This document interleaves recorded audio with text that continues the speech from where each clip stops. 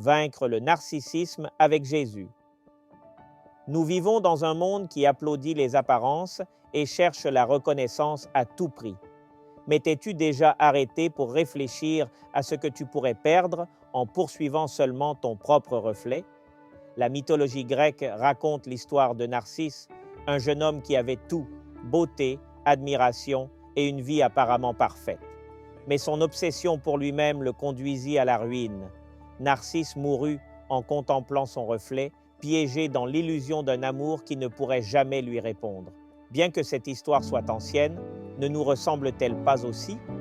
À l'ère numérique, les réseaux sociaux ont créé des miroirs modernes où nous cherchons constamment la validation.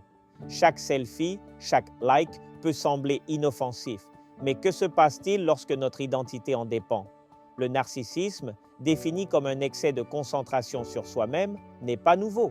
Cependant, Jésus nous offre un chemin différent. Tandis que Narcisse se consumait par son ego, le Christ s'est vidé de lui-même par amour pour les autres. La vie de Jésus nous enseigne que la grandeur ne réside pas dans la quantité d'admiration que l'on reçoit, mais dans la quantité d'amour et de service que l'on donne. Il lava les pieds de ses disciples, guérit les marginalisés et pardonna même à ses ennemis. Le problème du narcissisme n'est pas seulement qu'il nous éloigne des autres, mais qu'il nous éloigne aussi de Dieu. Lorsque nous nous concentrons uniquement sur nous-mêmes, nous oublions le plus grand but pour lequel nous avons été créés, aimer et refléter notre Créateur. Philippiens 2:3 nous défie avec ces mots. Ne faites rien par esprit de rivalité ou par vaine gloire, mais que dans l'humilité, chacun regarde les autres comme étant au-dessus de lui-même. Dans un monde qui célèbre l'auto-exaltation, Jésus nous appelle à l'humilité. Il nous invite à cesser de regarder notre propre reflet et, à la place, à diriger notre regard vers lui et vers les autres.